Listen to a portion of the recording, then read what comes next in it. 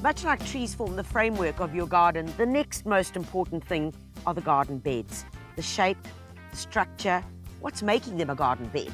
Is it just a piece of hose pipe that we randomly put down there to give it its shape? And what is keeping the garden bed in that section of your garden? Because very often we find that these garden beds have a way of moving around, getting bigger or getting smaller. And what we want to do today is show you ways in which you can get that right. But more importantly, the aspect of a raised garden bed. So when would you use the raised garden bed? Well, I particularly love them because it gives you that extra depth and dimension. And take a look at this, for example. This raised garden bed is not very high at all.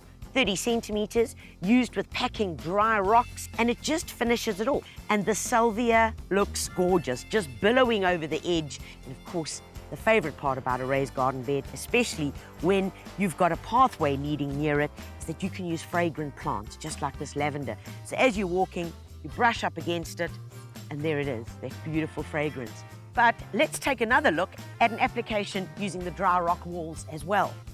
So from 30 centimeters, we've gone up to just under a meter. Anything above that, folks, you're starting to play with dangerous territory. So dry rock walling up to about a meter and you're 100% safe. So in the first application, it was to create a bit of depth and dimension. Here, we're retaining the bank plus creating more space in front. So if you limited with space in terms of your garden by literally creating terraces plus something that's really gorgeous, that for me is really what we talk about great gardening. Another way to create garden beds is simply by using CCA treated poles. And literally all you're doing is stacking them up and then using what I call the stay, one on this side, one on that side, and then all you do is you pop the poles on top of each other. Remember, when doing a raised garden bed, especially with CCA treated poles, is that you want to use some weed guard behind it. But works for steps, for holding a bed, and you can create it as long or as small as you want. Simple and easy, and really no engineering required. Plus, the look is pretty cool as well. So guys, we've seen some options of raised beds. Let's show you how you can make one at your home, and it really is dead easy.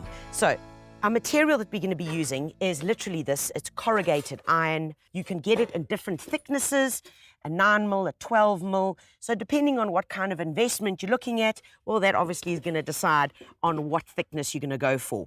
As an alternative, well, you could use one of those log roll edges. You could also use the wooden CCA treated poles that we've showed you. So there are many alternatives, but for me, this is funky, it's hip, it's got a bit of bling to it, and I just love it. So let's talk about what we're going to need, first of all. What you need is your corrugated iron.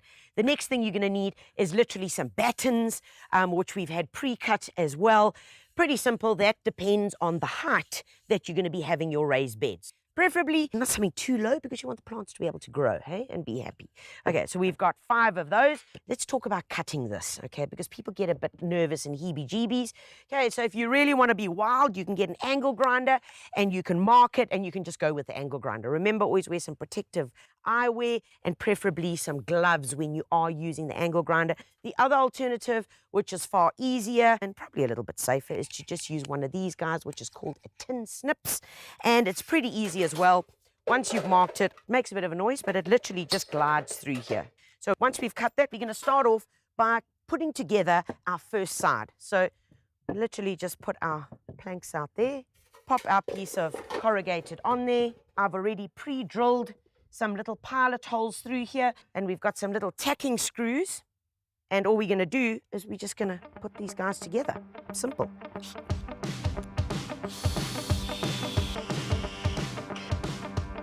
Now you can see what's cooking. So there's our front edge of our raised bed, and you can see these are the bits that are going to go into the ground. And now what we need to do is literally just create the side bits.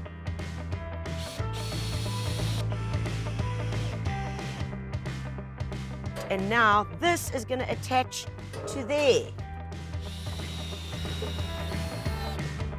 Aha! Now you can see what we got. Here's our little planter, nice and raised.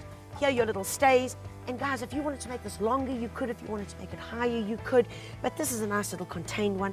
Perfect on an area where there is soil, because we've got these little extra lengths, obviously, that we're going to be knocking into the soil.